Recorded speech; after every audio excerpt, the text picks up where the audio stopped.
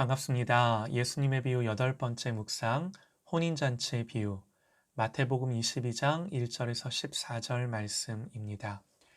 예수께서 다시 비유로 대답하여 이르시되, 천국은 마치 자기 아들을 위하여 혼인잔치를 베푼 어떤 임금과 같으니, 그 종들을 보내어 그 청한 사람들을 혼인잔치에 오라 하였더니 오기를 싫어하거늘, 다시 다른 종들을 보내며 이르되, 청한 사람들에게 이르기를, 내가 오찬을 준비하되 나의 소와 살찐 짐승을 잡고 모든 것을 갖추었으니 혼인잔치에 오소서 하라 하였더니, 그들이 돌아보지도 않고 한 사람은 자기 밭으로 한 사람은 자기 사업하러 가고, 그 남은 자들은 종들을 잡아 모욕하고 죽이니, 임금이 노하여 군대를 보내어 그 살인한 자들을 진멸하고 그 동네를 불사르고, 이에 종들에게 이르되, 혼인잔치는 준비되었으나 청한 사람들은 합당하지 아니하니 내 거리 길에 가서 사람을 만나는 대로 혼인잔치에 청하여 오라 한대, 종들이 길에 나가 악한 자나 선한 자나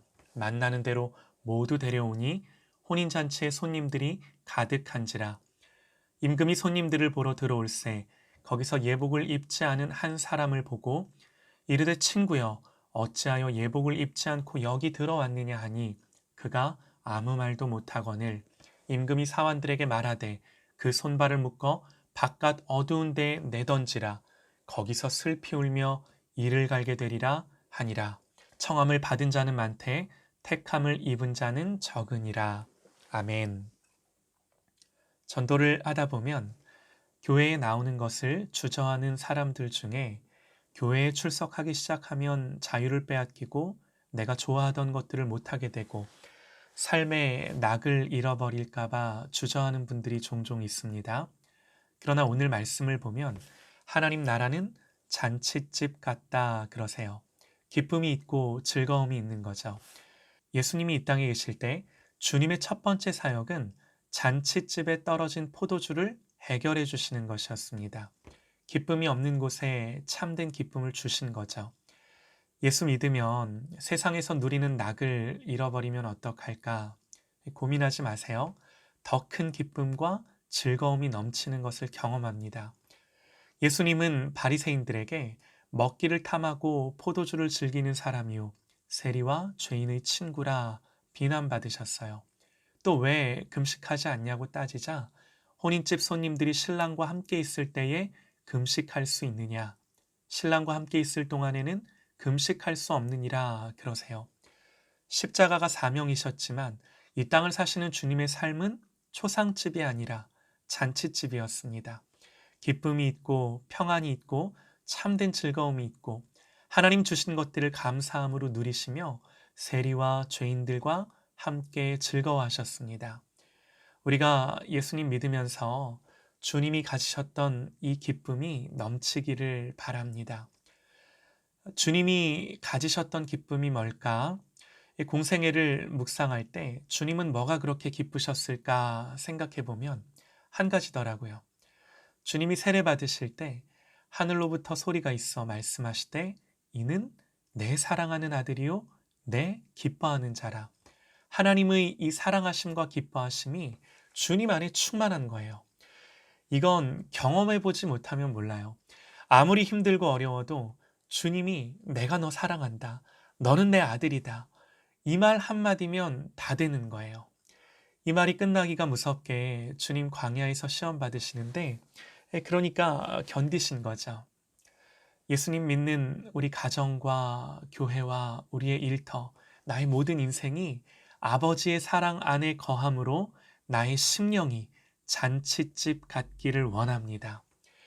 오늘 말씀에 하나님 나라는 이렇게 잔칫집으로 우리를 초대해 주심과 같다 그럽니다. 그런데 문제가 있습니다. 그 잔치에 초대받은 사람들의 반응입니다. 오늘 말씀에는 세 부류의 사람들이 등장합니다. 말씀을 다시 한번 보시죠.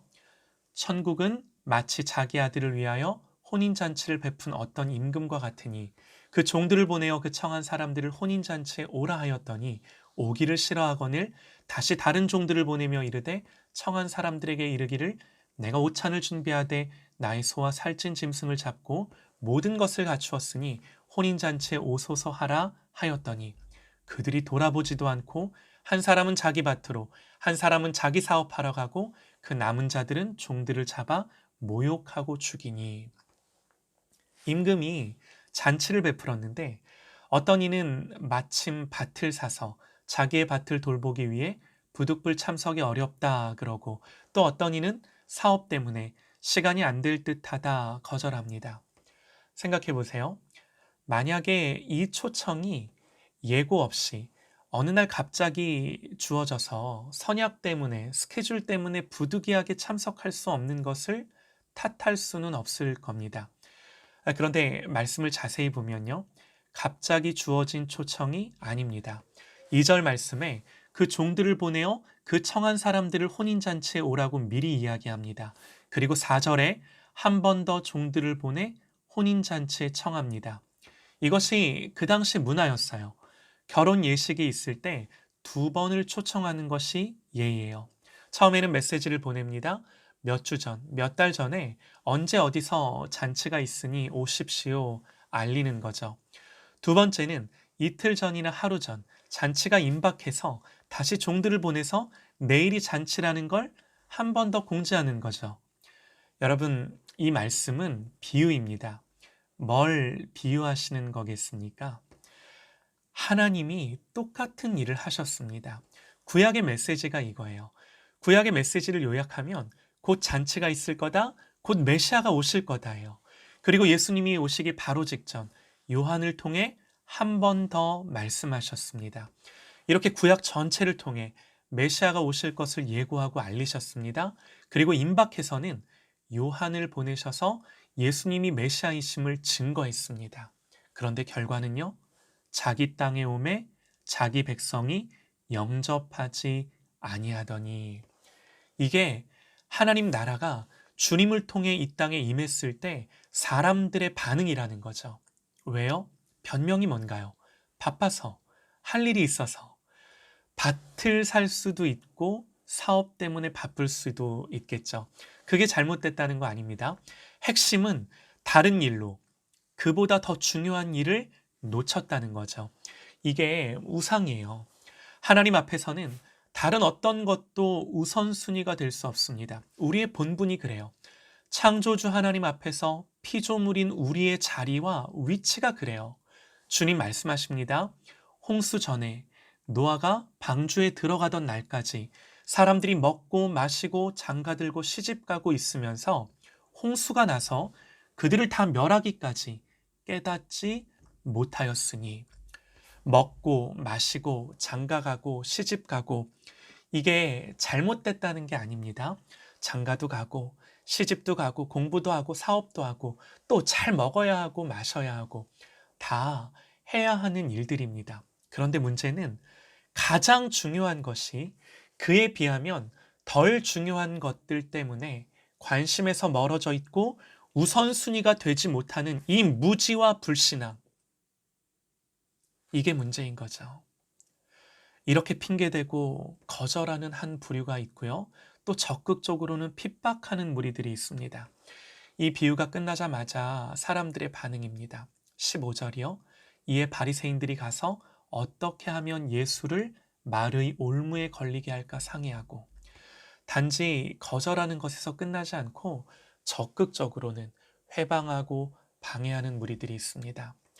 역사 속에서 또 오늘 이 시대 속에서 얼마든지 이런 경우들을 볼 수 있습니다.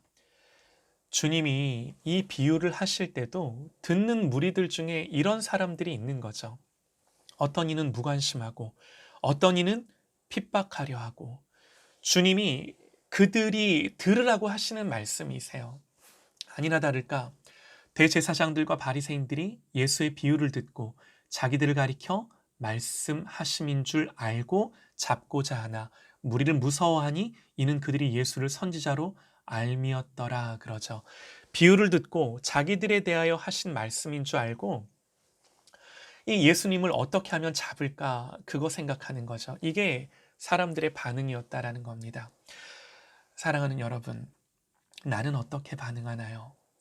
잔치로 초대해 주시는 주님의 초청을 거절하지 않는 복 있는 사람이 되시기를 바랍니다. 우리 옆에 이런 지체들이 있을진데 함께 기도하고 중보할 수 있기를 원합니다. 그리고 마지막으로 세 번째 부류가 나옵니다. 이에 종들에게 이르되 혼인잔치는 준비되었으나 청한 사람들은 합당하지 아니하니 내 거리 길에 가서 사람을 만나는 대로 혼인잔치에 청하여 오라 한대 종들이 길에 나가 악한 자나 선한 자나 만나는 대로 모두 데려오니 혼인잔치의 손님들이 가득한지라.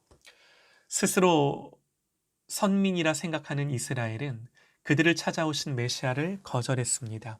복음을 믿지 않았습니다. 그래서 어떻게 하셨나요? 이방인들을 향합니다. 우리가 생각해야 하는 게 뭔가요?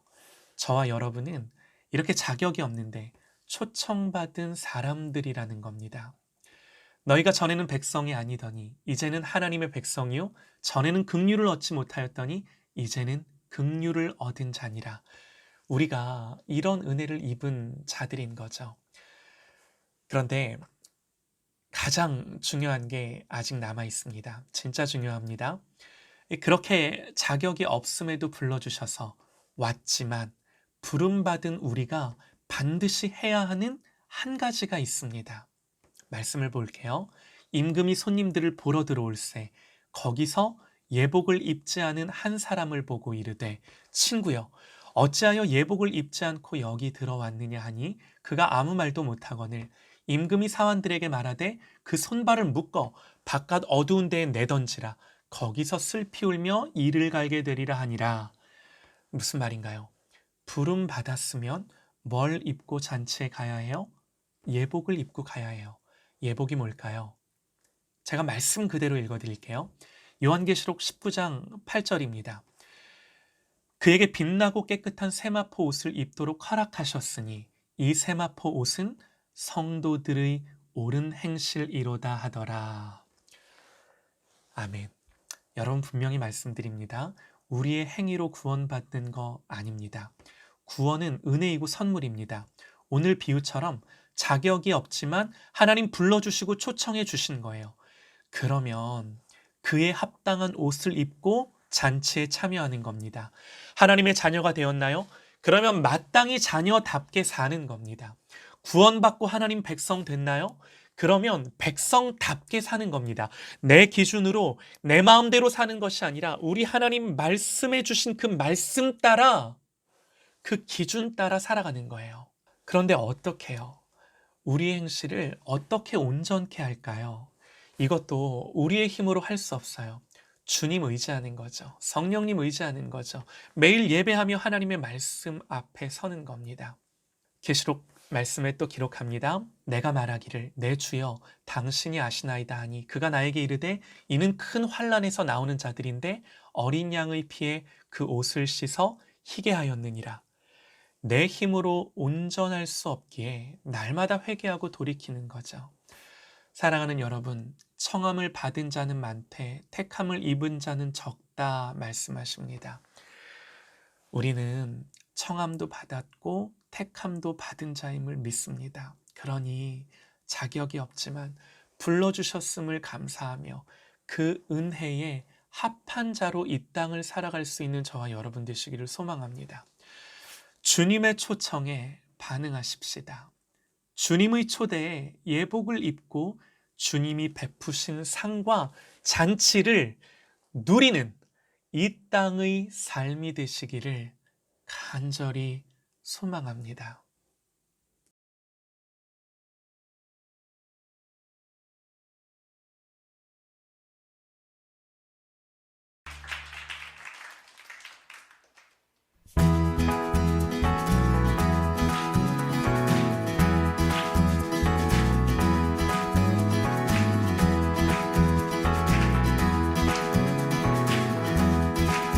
함께 예수 따라가면 예수 따라가면